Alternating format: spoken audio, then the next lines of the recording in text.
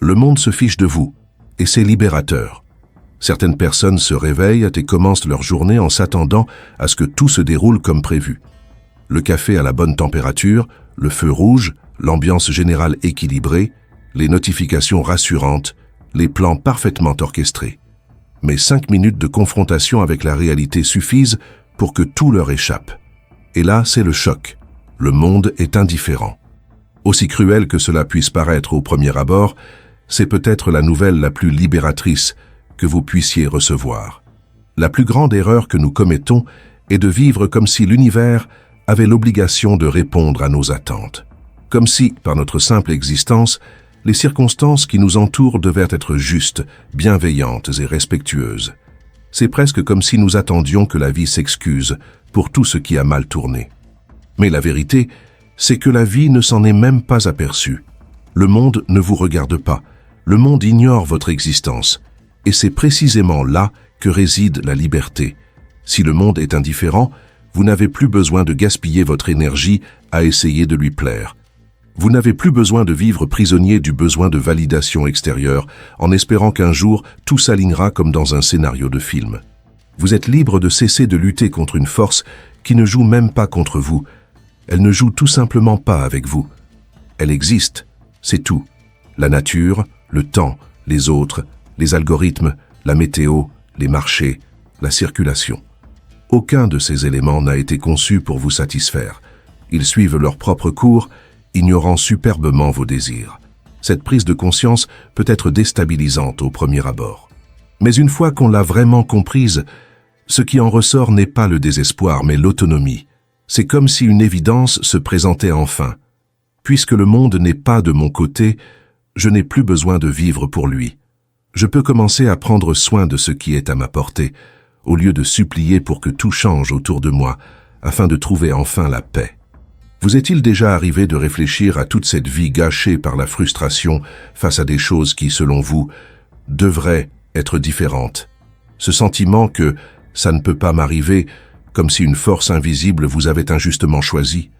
Comme si le retard dans le métro, l'impolitesse du contrôleur, le message non reçu ou le projet tombé à l'eau étaient des messages personnels de l'univers vous signifiant que vous ne méritez pas le repos. Mais non. Tout cela n'a rien à voir avec vous. Il n'y a pas de scénario, il n'y a pas de complot. Il n'y a que la réalité, froide, brutale, désorganisée, qui suit son propre cours. Et c'est précisément pourquoi tenter de tout contrôler est une bataille perdue d'avance. La paix commence au moment où vous cessez d'attendre de la bienveillance du monde et commencez à vous traiter vous-même avec responsabilité. Et cela ne signifie pas tout accepter passivement, comme si vous deviez devenir une pierre indifférente.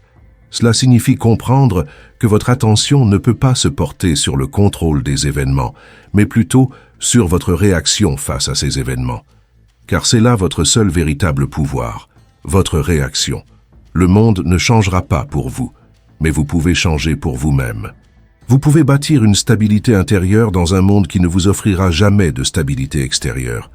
C'est ce genre de prise de conscience qui distingue ceux qui vivent pleinement de ceux qui se contentent de survivre en tentant de maîtriser l'incontrôlable. Ceux qui vivent pleinement ne sont pas ceux qui mènent une vie parfaite. Ce sont ceux qui ont appris à marcher sur le fil du rasoir sans attendre que le vent se calme, car le vent ne s'arrêtera jamais. Ce qui peut s'arrêter, c'est votre déséquilibre face à lui. Le monde ne changera pas de comportement simplement parce que vous le lui demandez gentiment. Mais vous pouvez changer votre comportement et cesser de vous percevoir comme une victime de tout ce qui échappe à votre contrôle. Et il y a un point important. Quand on comprend que le monde ne nous doit rien, on cesse d'exiger tout de lui. Et, sans même s'en rendre compte, cela améliore aussi nos relations. Car on commence à moins exiger des autres.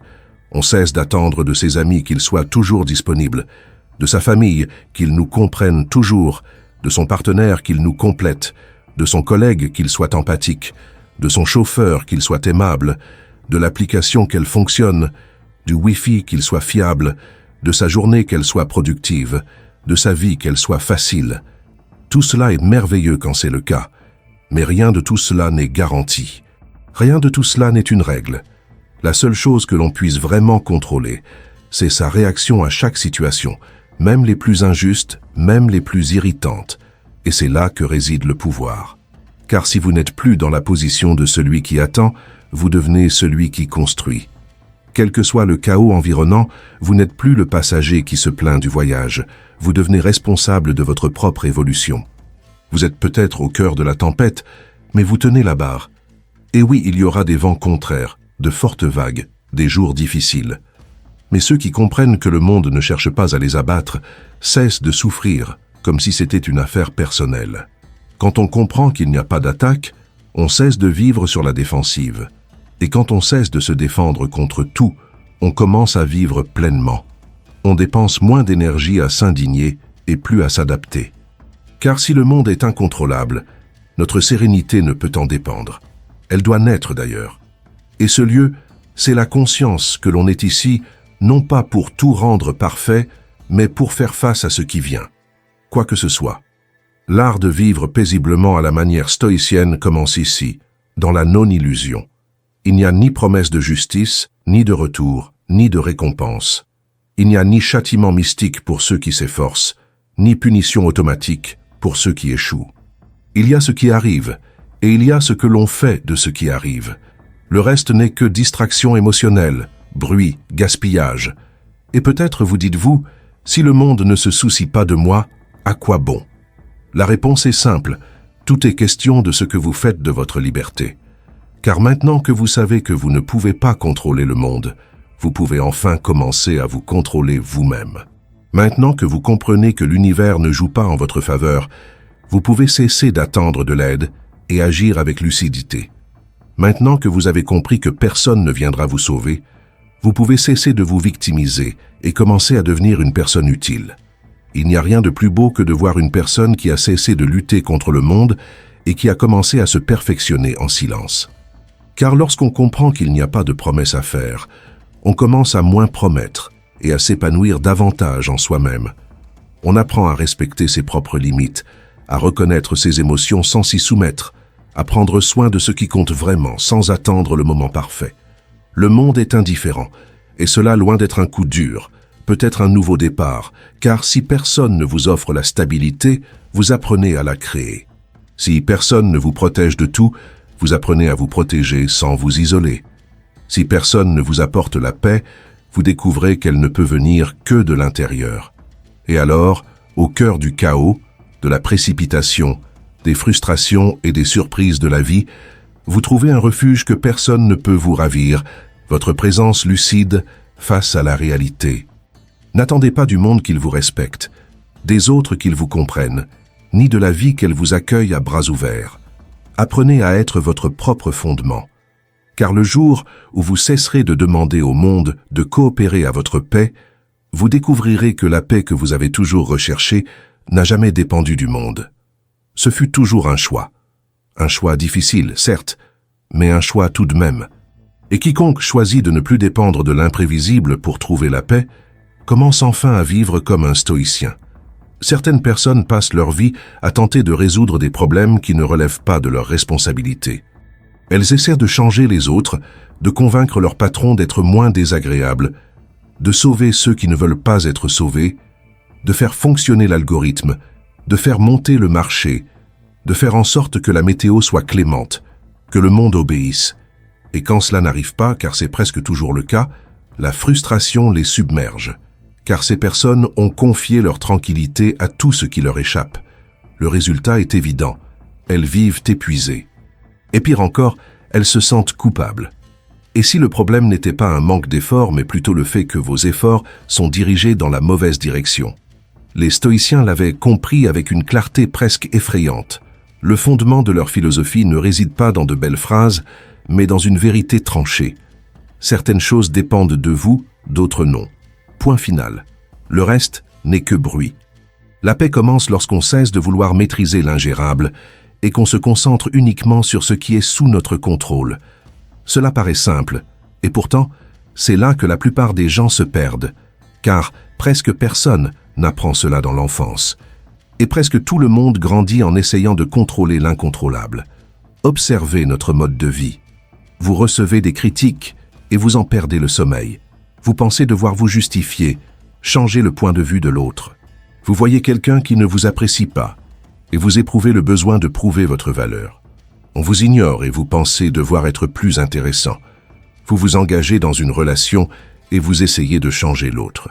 Vous êtes témoin d'une tragédie et vous avez l'impression de devoir porter le poids du monde sur vos épaules. Vous échouez et vous décidez que cet échec vous définit. Tout cela a un point commun. Votre énergie émotionnelle est gaspillée dans des choses qui ne vous appartiennent pas. Voilà la différence entre vivre consciemment et vivre en pilote automatique. Le pilote automatique réagit à tout. Il est affecté par la moindre opinion, le moindre changement de programme, la moindre fluctuation. La vie devient un état d'alerte permanent, où tout est interprété comme une attaque, une menace, une obligation ou une exigence. On se retrouve à vivre en état de guerre. Pire encore, une guerre contre des ennemis qui ne nous attaquent même pas réellement, mais que l'on a décidé de vaincre. Imaginez la tranquillité d'esprit de celui qui a déjà compris cette distinction. Quelqu'un qui observe les événements avec lucidité. Ceci, je peux le changer. Ceci, je peux le faire. Ceci dépend de moi. Le reste, ce n'est pas à moi. Cette personne ne s'exempte de rien. Elle ne se contente pas de peu. Elle sait seulement où investir son énergie, et c'est pourquoi elle en a. Pendant que d'autres s'efforcent de maîtriser le vent, elle ajuste sa voile. Si vous souhaitez vivre en paix, vous devez faire cet exercice chaque jour. Qu'est-ce qui, précisément, est sous mon contrôle en ce moment? Et voici une vérité douloureuse mais libératrice. Presque rien. Vous ne contrôlez pas ce que les autres pensent de vous. Vous ne contrôlez pas si vous serez accepté, aimé ou compris. Vous ne contrôlez ni la circulation, ni la météo, ni l'humeur des autres, ni le passé, ni la chance, ni les algorithmes, ni le marché, ni le passage du temps. Vous n'avez même pas un contrôle absolu sur votre propre corps, mais vous avez tout de même quelque chose. Vous maîtrisez vos décisions, vos réactions, votre attitude, votre concentration. Et cela, aussi insignifiant que cela puisse paraître, est fondamental, car c'est de là que tout découle. Vous ne maîtrisez pas l'échec de l'entreprise, mais vous maîtrisez votre capacité à continuer d'apprendre. Vous ne maîtrisez pas la durée d'une relation, mais vous maîtrisez la façon dont vous traitez l'autre personne. Vous ne maîtrisez pas le succès viral d'une vidéo, mais vous maîtrisez la valeur de vos paroles. Vous ne maîtrisez pas le moment de votre mort, mais vous maîtrisez la façon dont vous vivez jusque-là. C'est dans cette petite zone de contrôle que réside la liberté. Car tandis que le reste du monde vous échappe, ces quelques décisions quotidiennes vous permettent de tenir le coup. Le problème, c'est que beaucoup l'oublient. Ils pensent ne trouver la paix que lorsque tout sera réglé autour d'eux. Mais cette attente est interminable. Il y aura toujours un imprévu, un échec, une mauvaise nouvelle. Alors, si vous attendez que le monde cesse de vous provoquer pour enfin respirer, vous vivrez dans l'apnée. La proposition stoïcienne est l'inverse. La voici. Le monde continuera d'exister tel qu'il a toujours été, chaotique, imprévisible, imparfait. La seule chose qui change, c'est vous. Vous cessez d'être contrôlé par tout cela. Vous cessez d'être ébranlé par tout. Vous cessez d'être ce bouton sensible qui s'enclenche à la moindre provocation. Vous choisissez votre réaction. Vous instaurez une distance entre le déclencheur et la réaction. Et c'est dans cet intervalle que naît la force. Soyons honnêtes, ce n'est pas facile.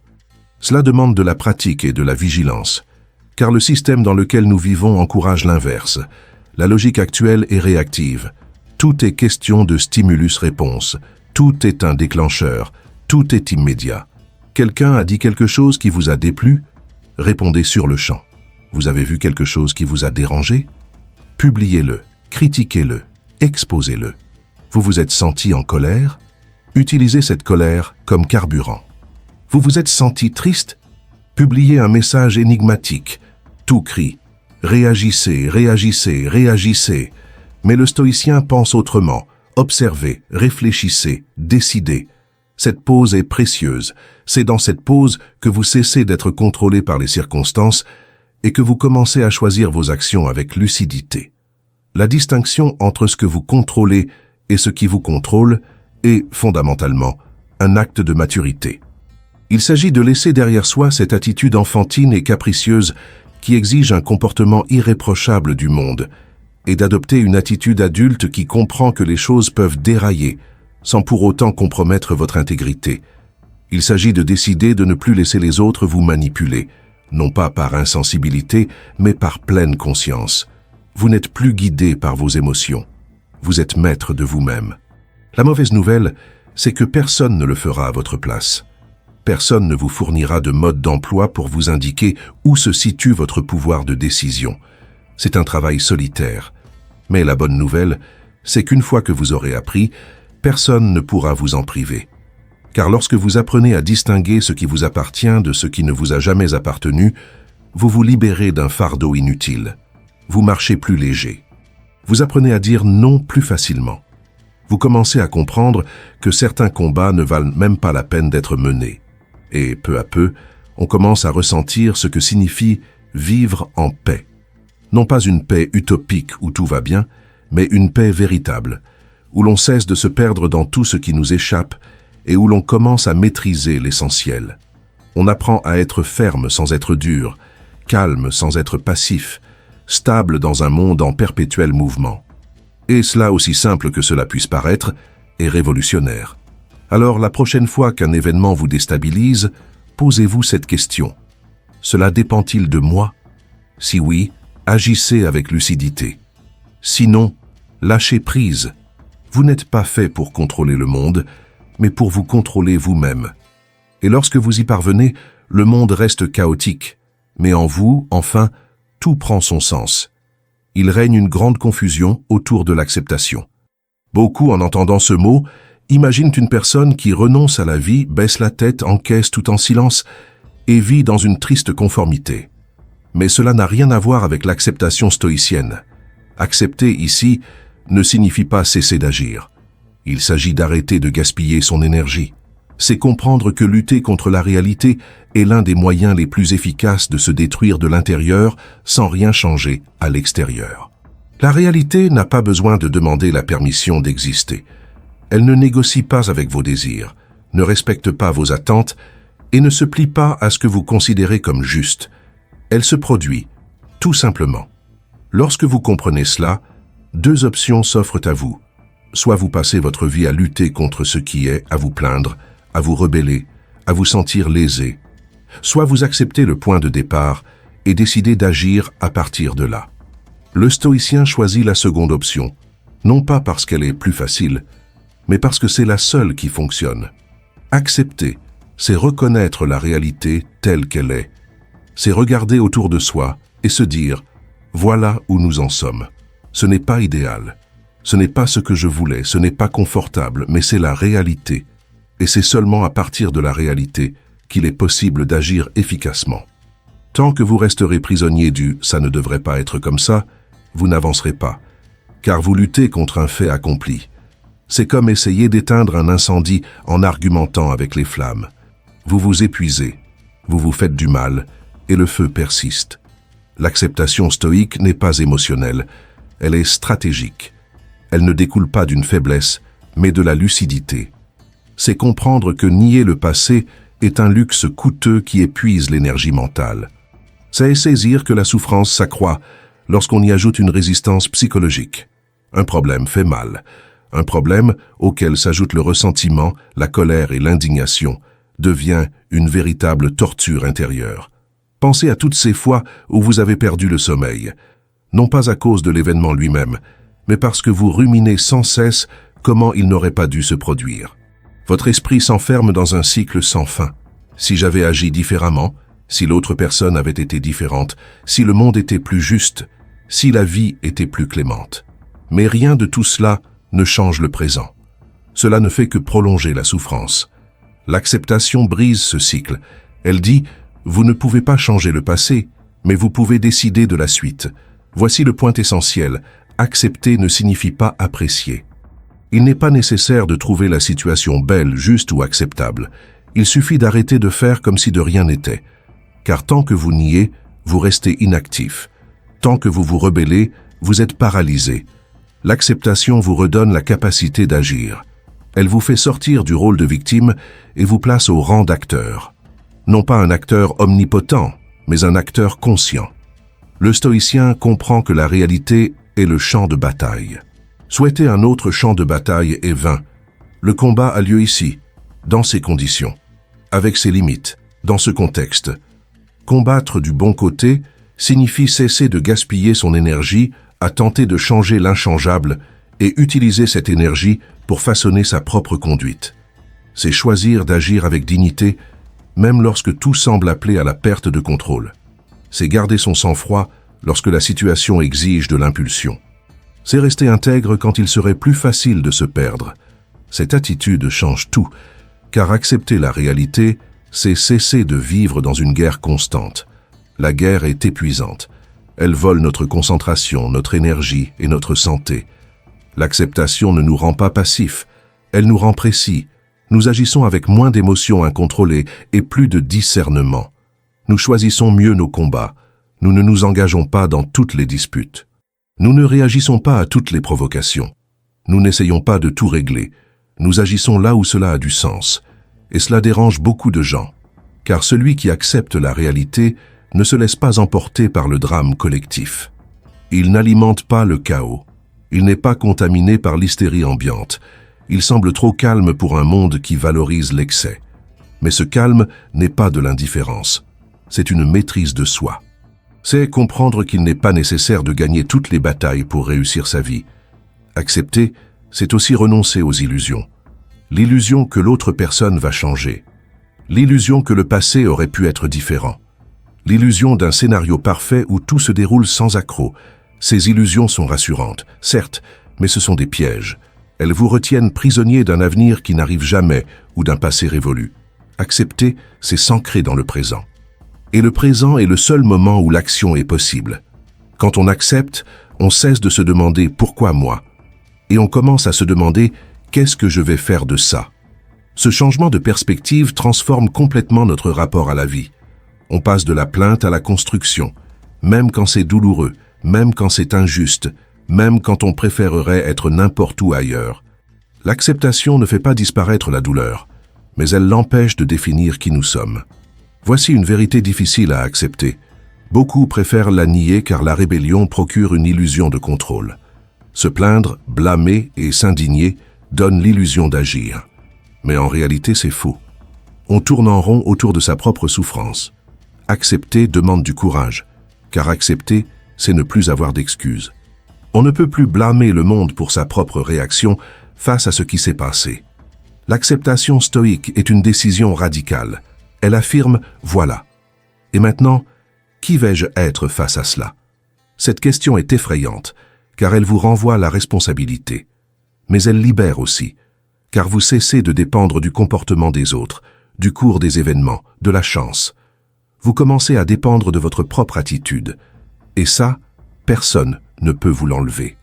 Accepter la réalité, c'est cesser de la combattre et commencer à l'accepter telle qu'elle est. Non pas parce qu'elle est belle, mais parce qu'elle est le sol sous vos pieds. Et ceux qui apprennent à garder l'équilibre, même sur un sol inégal, apprennent à avancer sans tomber constamment. La vie reste difficile, mais elle cesse d'être chaotique intérieurement. Vous ne maîtrisez pas ce qui arrive, mais vous maîtrisez la façon dont vous le traversez. En fin de compte, accepter ne signifie pas renoncer au combat. Il s'agit de cesser de lutter contre le mauvais ennemi. C'est comprendre que la plus grande fatigue ne provient pas des problèmes eux-mêmes, mais de la résistance vaine qu'on leur impose. Accepter, c'est mettre fin à la souffrance intérieure et commencer à agir avec lucidité. Et cette lucidité, silencieuse et inébranlable, est l'une des formes de force les plus puissantes qu'un être humain puisse développer. La plupart des gens ignorent la différence entre ressentir de la douleur et se faire souffrir délibérément. Cela paraît absurde au premier abord, mais il suffit d'observer les comportements autour de nous, et souvent les nôtres, pour constater à quel point cette confusion est répandue. Il y a une différence fondamentale entre un événement douloureux et le spectacle émotionnel qui s'ensuit. Et le stoïcien sait précisément où se situe cette limite. La souffrance légitime survient lorsque la vie nous frappe de plein fouet. La perte d'un être cher, une grave injustice, un échec qui compromet sérieusement quelque chose d'important, un coup dur qui nous laisse anéantis. C'est humain, c'est douloureux. C'est nécessaire pour faire son deuil, prendre son temps, digérer la situation. Mais ce que le stoïcien refuse catégoriquement, c'est de transformer chaque désagrément en tragédie personnelle. C'est prendre un courriel en retard et se comporter comme si le monde entier vous avait abandonné. C'est se faire larguer et conclure que plus jamais personne ne vous aimera. C'est transformer une erreur anodine en crise existentielle. La douleur découle du fait. La souffrance constante provient de l'interprétation que vous en faites. Et oui, c'est un choix. Car, même si vous affirmez ne pas pouvoir la contrôler, la vérité est qu'il existe un moment, si bref soit-il, où vous décidez. Vous décidez de vous jeter tête baissée dans le scénario dramatique que votre esprit a créé ou de revenir à la réalité et d'affronter les choses telles qu'elles sont. Et le stoïcien, à cet instant précis, choisit la réalité. Il ne nie pas l'émotion, mais il ne l'alimente pas non plus. Il ressent de la colère, de la tristesse, de la frustration, mais il ne se laisse pas submerger par la souffrance en quête de réconfort. Car il sait qu'il y a une différence fondamentale entre traverser une épreuve et en faire le centre de son existence. L'esprit aime se créer des scénarios. Et plus la douleur est intense, plus il cherche à lui donner un sens, une explication, un moyen de se défouler. Mais parfois les choses arrivent, tout simplement. Point final. Et le mieux à faire est de l'accepter, d'en tirer des leçons et d'aller de l'avant. Le problème, c'est que tout le monde n'est pas prêt à lâcher prise. Certains se sont tellement habitués à vivre comme les protagonistes de leur propre feuilleton qu'ils ne savent plus vivre autrement. Tout devient scénario, tout devient crise, tout se voit attribuer une bande-son mentale. La moindre frustration est racontée comme un événement épique. La moindre critique devient une attaque. Le moindre changement de programme devient une raison de perdre le contrôle. Et alors, la vie, déjà naturellement difficile, devient insupportable. Le stoïcien rompt ce cycle à la racine. Il observe l'événement et se demande, est-ce vraiment grave ou simplement désagréable? Cela exige-t-il une réaction émotionnelle intense ou simplement une pause et du recul? Cet événement a-t-il changé quelque chose d'essentiel? Ou a-t-il seulement perturbé ma routine pendant quelques heures? Ce filtrage est simple, mais puissant, car il empêche l'impulsion de prendre le contrôle du récit. Et il ne s'agit pas de devenir insensible, loin de là. Le stoïcien ressent tout, mais choisit comment réagir face à ses émotions. Il ne laisse pas un malaise passager perturber la stabilité patiemment construite. Il ne laisse pas ses pensées se laisser guider par n'importe quelle émotion. Il respire, analyse, filtre. Et ce n'est pas de la froideur, c'est de la maturité. Pour vivre en paix, il faut apprendre à distinguer le bruit du signal. Certaines choses semblent urgentes, mais ne le sont pas. Certaines émotions crient, mais restent muettes. Certaines pensées se répètent sans mener nulle part. Sans ce filtre, tout se transforme en tempête. Et quand tout se transforme en tempête, on vit dans un état d'alerte constant. Un épuisement mental qui mine la lucidité, la santé et la capacité à gérer ce qui compte vraiment. C'est pourquoi le stoïcien apprend à ne pas réagir automatiquement. Il écoute ses intuitions, mais ne leur obéit pas aveuglément. Il observe sa première impulsion et attend, car il sait que l'impulsion est trompeuse. L'impulsion n'est autre que le corps qui tente de se défendre, l'esprit qui cherche à imposer son contrôle, l'ego qui aspire à être protégé. Mais l'impulsion ne résout rien. Elle ne fait que décharger les émotions. Et ceux qui vivent en déchargeant leurs émotions sans réfléchir finiront par le regretter. Combien de fois avez-vous transformé un petit désagrément en un problème bien plus important qu'il n'y paraissait? Combien de fois vous êtes-vous attardé sur quelque chose qui, concrètement, n'a absolument rien changé à votre journée? Combien de fois avez-vous accordé plus d'importance au désagrément qu'à la solution? C'est fréquent, mais ce n'est pas une fatalité. Et la pratique stoïcienne est là pour ça. Vous apprendre à vous arrêter avant de réagir, à prendre du recul par rapport aux faits et à la réaction, à reprendre le contrôle. La vie est déjà assez difficile comme ça. Inutile de l'empirer. Inutile de transformer chaque faux pas en chute libre, chaque erreur en catastrophe, chaque refus en traumatisme. Certaines choses font mal, mais ça passe. Certaines déçoivent, mais elles sont instructives. Certaines choses ne se sont pas déroulées comme prévu, mais ce n'était pas la fin du monde. Et quand on commence à envisager les situations sous cet angle, on réalise que ce qui nous vole notre paix n'a jamais eu ce pouvoir. C'est nous qui le lui avons donné. Être stoïque, c'est choisir de ne pas alimenter ses émotions. C'est comprendre qu'une pensée catastrophique ne mérite pas toujours notre attention. C'est avoir l'humilité de reconnaître qu'il nous est arrivé d'exagérer, de dramatiser, de faire une scène. Et c'est normal. Du moment qu'on s'en rend compte et qu'on en tire des leçons, ce qui est inacceptable, c'est de continuer à vivre comme si chaque jour était une bataille contre l'univers, comme si la vie avait le devoir de nous protéger de la frustration. Il n'y en a pas. La vie n'a pas ce genre de contrat avec vous. Et c'est très bien ainsi.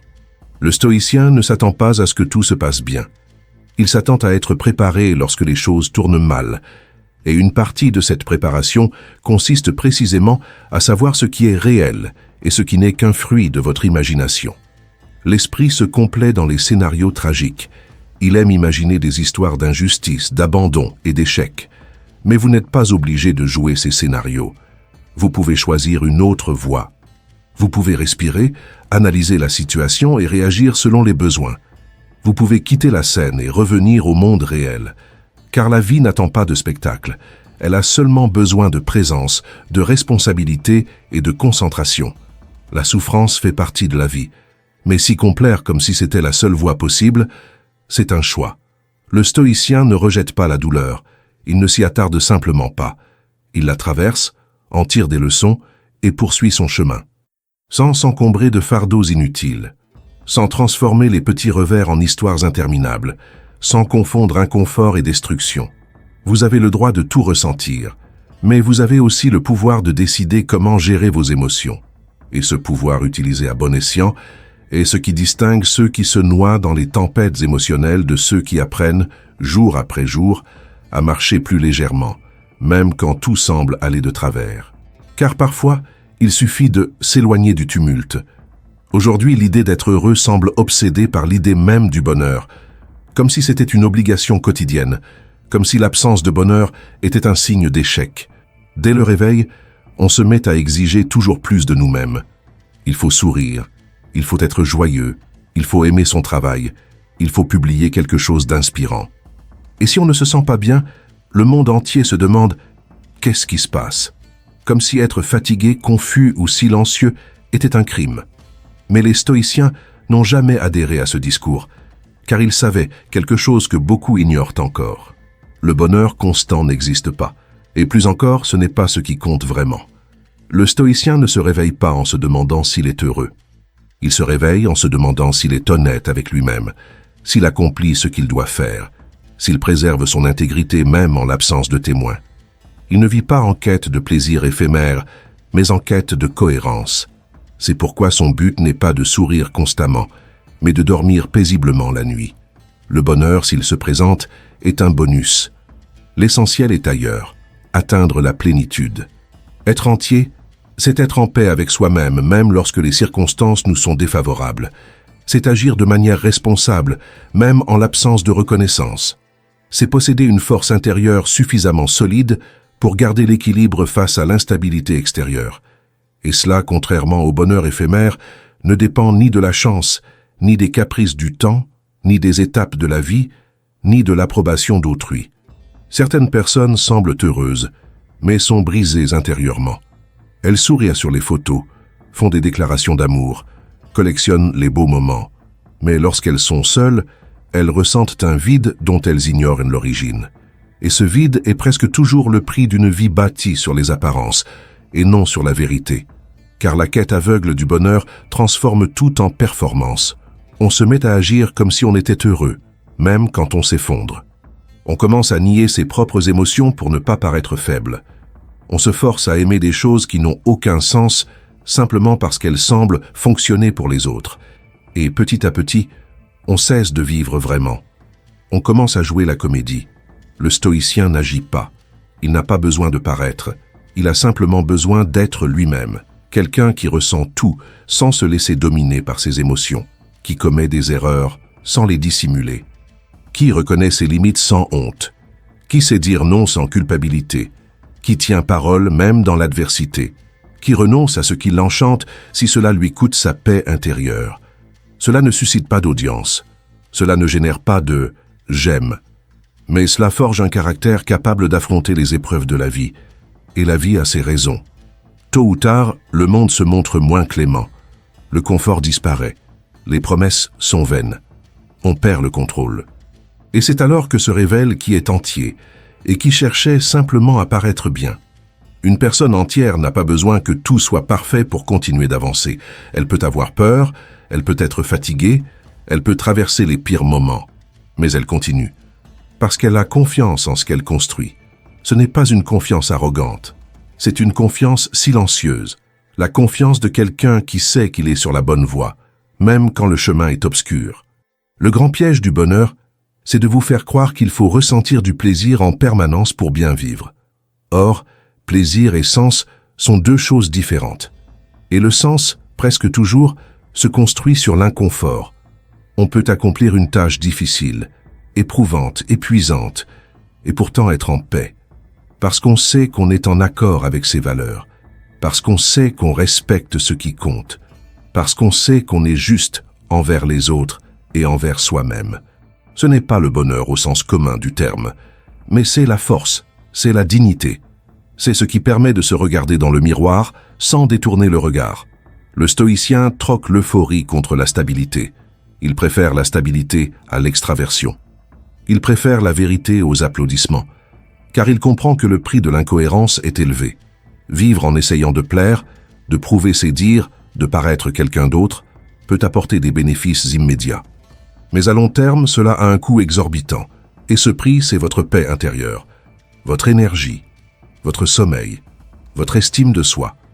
Être entier ne signifie pas être parfait, cela signifie s'accepter tel qu'on est, ne pas fuir ses responsabilités, ne pas rejeter la faute sur le monde pour ses propres erreurs, ne pas dissimuler ses sentiments pour se conformer à un modèle préétabli.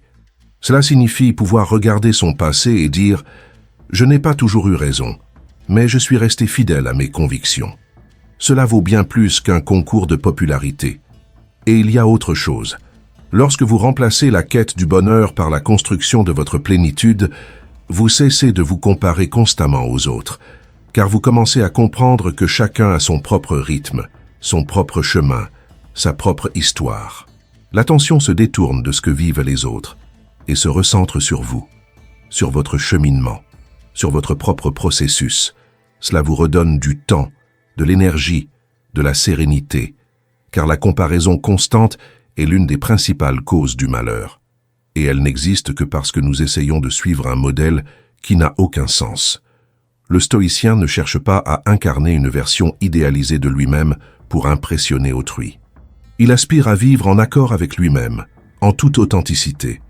Même si cela paraît trop simple pour impressionner, même si personne n'applaudit, même si c'est douloureux, car il sait qu'une vie digne n'a pas besoin de public, mais de vérité. Le bonheur, lorsqu'il se présente, est le bienvenu, mais il n'est jamais une fin en soi. Le but, c'est de bien vivre, au sens le plus simple du terme. Bien vivre, ce n'est pas vivre dans la légèreté en permanence. C'est vivre avec ses responsabilités, sans pour autant s'effondrer. C'est faire ce qu'il y a à faire, c'est ne pas s'abandonner les jours difficiles, c'est ne pas se perdre dans les bons moments. C'est avoir une vision claire de ce qui compte et maintenir cette concentration même lorsque tout autour de soi nous distrait. Il n'est pas nécessaire d'être heureux tous les jours. C'est un mensonge présenté comme un objectif. Il faut être quelqu'un qui se respecte chaque jour, et c'est possible. Avec des efforts, des choix, de la pratique. Le bonheur est une émotion, l'épanouissement est une attitude, et l'attitude ne dépend pas de la chance, elle dépend des décisions. Alors, la prochaine fois que vous vous sentez déprimé, ne cherchez pas à tout prix à être heureux. Demandez-vous plutôt, suis-je en accord avec moi-même? Est-ce que je respecte mes limites? Est-ce que je suis fidèle à mes sentiments? Est-ce que je maintiens mes principes même quand c'est difficile? Si la réponse est oui, alors vous n'êtes peut-être pas heureux, mais vous êtes sur la bonne voie. Et c'est finalement ce qui donne un sens à la vie. La colère a le don de se faire passer pour quelque chose de noble. Elle arrive vite, intense, débordante d'énergie, procurant un sentiment de puissance, de fermeté et d'assurance. Quand la colère surgit, on a l'impression de réagir enfin, de ne plus être dupé et de se défendre, mais c'est une dangereuse illusion. La colère ne vous fortifie pas, elle vous désorganise. Et plus vous agissez sous son emprise, moins vous maîtrisez votre propre vie. Le stoïcien le comprend très tôt. Il réalise que la colère ne résout pas le problème qui l'a engendré. Elle ne fait qu'en créer de nouveaux. Une remarque acerbe dégénère en dispute. Une dispute dégénère en rupture. Une rupture engendre le regret. Et au final, les dégâts sont toujours plus importants que la cause initiale. La colère promet le soulagement, mais elle fait du mal. Elle promet le respect, mais elle engendre la culpabilité. Elle promet la justice, mais elle engendre le chaos. Observez comment la colère agit. Elle ne demande pas la permission. Elle envahit tout. Elle s'empare du corps, accélère le rythme cardiaque, rend la respiration difficile et vous pousse à agir sur le champ. Et c'est précisément là que réside le danger. Car agir sous le coup de la colère est presque toujours une erreur. C'est une action impulsive, excessive, mal calculée. Vous dites des choses qu'il ne faudrait pas sur le mauvais ton, à la mauvaise personne, au mauvais moment. Puis, une fois la tempête passée, il ne vous reste plus qu'à gérer les dégâts. Le stoïcien ne considère pas la colère comme une erreur. Il sait qu'elle est humaine. L'erreur réside dans l'obéissance. Ressentir est une chose. Agir sans réfléchir en est une autre. La colère n'est pas un ordre, mais un signal. Et les signaux doivent être interprétés, non suivis aveuglément. Lorsqu'on comprend cela, quelque chose change. On cesse d'être emporté par ses émotions et on commence à les observer. Et le simple fait d'observer la colère l'affaiblit déjà. Car vu de l'extérieur, on réalise à quel point elle est limitée. Elle ne se projette pas dans l'avenir. Elle ne cherche qu'une libération immédiate. Elle se moque des conséquences. Elle veut juste s'échapper. Et si on lui laisse systématiquement cet espace, elle devient une habitude. On se met à réagir toujours de la même manière. La moindre frustration se transforme en explosion. Le moindre revers en une attaque. La vie devient un véritable champ de mine émotionnelle. Le stoïcien comprend que la maîtrise de soi n'est pas une forme de répression. Il ne s'agit pas de tout ravaler en attendant l'explosion. La maîtrise de soi, c'est choisir le bon moment, la bonne manière, la juste intensité. C'est savoir que toutes les vérités n'ont pas besoin d'être dites dès qu'elles nous viennent à l'esprit. C'est comprendre que répondre plus tard peut être bien plus efficace que réagir sur le coup. Et cela exige de la maturité.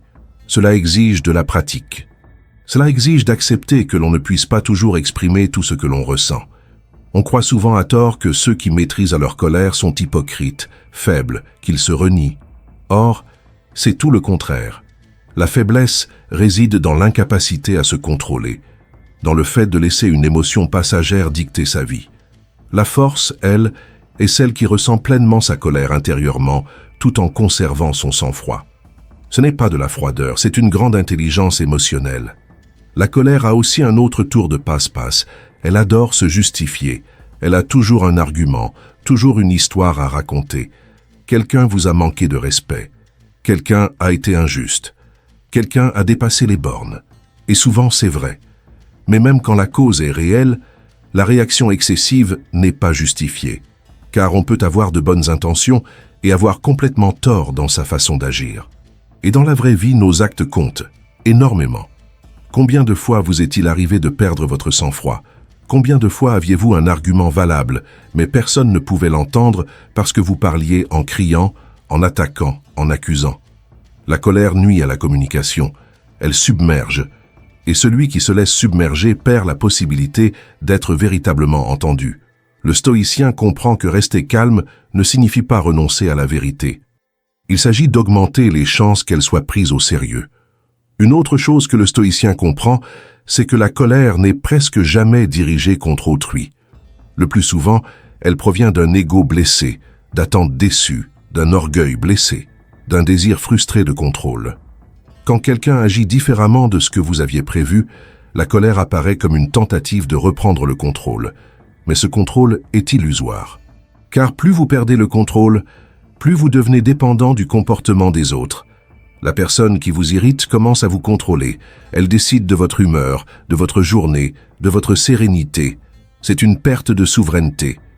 Le stoïcien refuse cela. Il ne cède sa stabilité à personne. Non par indifférence, mais parce qu'il sait que le prix à payer est trop élevé. La colère vous lie à l'autre. Le calme vous reconnecte à vous-même. Et ce n'est pas tout. La colère est épuisante. Elle vide de son énergie. Elle use le corps. Elle laisse des traces. Même lorsqu'elle s'estompe, elle laisse un sillage de tension, de culpabilité et de honte. On revit la scène sans cesse. On repense à ce qu'on aurait pu dire différemment, à ce qu'on a exagéré, à ce qu'on est allé trop loin.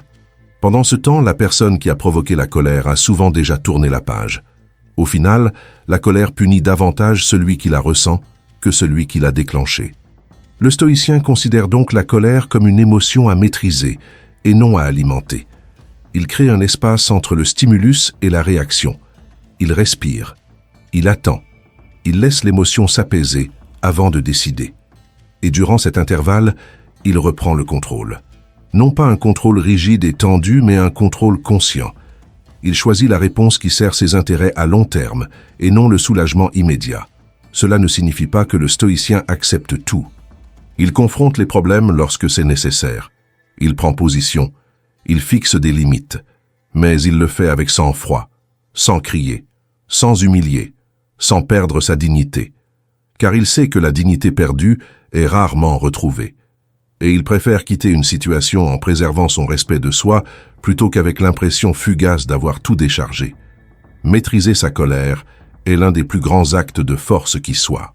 Car le monde entier encourage le contraire, les explosions, les attaques, les réactions impulsives. Or le stoïcien sait que celui qui explose le premier perd presque toujours. Il perd sa raison, son image, ses opportunités, ses relations et sa paix intérieure. La colère n'est pas du courage. Le courage, c'est garder le silence quand il serait plus facile de crier. Le courage, c'est réfléchir quand tout en soi ne demande qu'à réagir. Le courage, c'est choisir de ne pas blesser quand on a déjà été blessé. Cela ne vous diminue pas. Cela vous élève au-dessus de vos impulsions. Et quand vous apprenez à faire cela, quelque chose change profondément. Vous cessez d'être l'otage de vos émotions et commencez à vivre avec plus de clarté, plus de stabilité, plus de respect de soi. La colère continuera de ressurgir. C'est inévitable. Mais elle n'a plus à vous dominer. Elle peut rester en retrait, mais vous êtes aux commandes. Et lorsque vous reprenez le contrôle, vous réalisez que beaucoup de choses qui vous déstabilisaient auparavant perdent tout simplement leur emprise. Car la véritable force n'a jamais résidé dans l'explosion. Elle a toujours résidé dans la maîtrise de soi. Peu d'idées suscitent autant de malaise que celle-ci. La simple pensée de la mort pousse nombre de personnes à changer de sujet, à rire nerveusement ou à chercher une distraction immédiate. La mort est devenue quelque chose que l'on tente de repousser, de cacher, d'atténuer, de faire comme si elle n'existait pas. Mais le stoïcien fait tout le contraire. Il affronte cette vérité de front. Non pour désespérer, mais pour s'éveiller. Vous allez mourir. Ce n'est ni une menace, ni du pessimisme, ni du drame. C'est un fait. Et les faits, bien utilisés, structurent la vie. Mal utilisés, ils la paralysent. Le stoïcien choisit d'utiliser ce fait comme un guide, non comme un fardeau. Car lorsqu'on comprend vraiment que le temps est limité, beaucoup de choses perdent de leur importance. Les querelles mesquines deviennent ridicules. L'orgueil démesuré perd son sens. Les vanités semblent trop futiles pour occuper autant de place. Le souvenir de la mort ne vole pas la vie. Il la rend. Il nous sort du pilotage automatique. Il nous libère de l'illusion qu'il y aura toujours un « plus tard ». Plus tard, on réglera ça. Plus tard, on en parlera. Plus tard, on changera. Plus tard, on essaiera. Mais ce « plus tard » est un pari que personne ne peut garantir. Et le stoïcien ne risque pas sa vie sur de vagues promesses. Quand on accepte que notre temps ici-bas soit limité, notre façon de l'utiliser change. On prend conscience de l'énergie gaspillée pour des futilités. Conversations stériles, lutte d'ego, soucis inutiles. L'esprit devient plus sélectif. Qu'est-ce qui mérite mon attention? Qu'est-ce qui mérite mes efforts? Qu'est-ce qui, au final, aura eu du sens une fois tout cela terminé? Cela ne fait pas de vous une personne morose. Au contraire, cela vous rend plus présent, plus pleinement ancré dans l'instant présent. Car vous comprenez que le moment présent n'est ni un entraînement, ni une répétition, ni une ébauche. C'est la scène véritable. C'est là que la vie se déroule. Et lorsque vous considérez chaque jour comme une certitude, vous vivez comme si vous aviez une dette envers le temps. Lorsque vous comprenez que rien n'est acquis, vous commencez à honorer le temps qui vous est imparti. Le stoïcien ne vit pas dans la précipitation. Il vit avec intention. La hâte engendre l'anxiété, l'intention la clarté, Il ne cherche pas à tout faire, il s'attache à l'essentiel. Il ne cherche pas à plaire à tous, il s'efforce d'agir avec équité. Il ne cherche pas à accumuler des expériences pour prouver quoi que ce soit. Il s'efforce de vivre selon ses propres convictions, même en l'absence de témoins. La conscience de la mort remet aussi l'ego à sa place. Car lorsqu'on se souvient que tout a une fin, il devient difficile de maintenir les apparences. Il devient difficile de prétendre être plus que ce que l'on est. Il devient difficile de nourrir des ressentiments trop longtemps. Le stoïcien ne se demande pas si quelque chose va blesser son orgueil. Il se demande si cela en vaut la peine, si cela contribue à une vie bien vécue ou ne fait qu'alimenter l'ego pendant quelques instants. Et il y a là autre chose de puissant. La mort nous enseigne l'urgence sans pour autant nous plonger dans le désespoir. Elle nous rappelle que remettre à plus tard l'essentiel, c'est renoncer silencieusement. Combien de fois avez-vous repoussé une conversation importante? Des excuses? Une limite qu'il fallait poser? Une décision à prendre? L'illusion d'un temps infini nous pousse à procrastiner. La conscience de notre finitude nous ramène à nos responsabilités. Cela ne signifie pas vivre comme si c'était le dernier jour d'un film exagéré. Il ne s'agit pas de tout abandonner ni de vivre sa vie à l'extrême. C'est à la fois plus simple et plus complexe. Il s'agit de vivre en harmonie avec soi-même. Il s'agit d'aligner ses actes sur ses convictions. Il s'agit de cesser de vivre comme si l'on attendait toujours que la vie commence vraiment, car elle a déjà commencé et elle s'écoule. Le stoïcien comprend que la mort est démocratique, elle ne choisit pas, elle ne négocie pas, elle ne s'explique pas.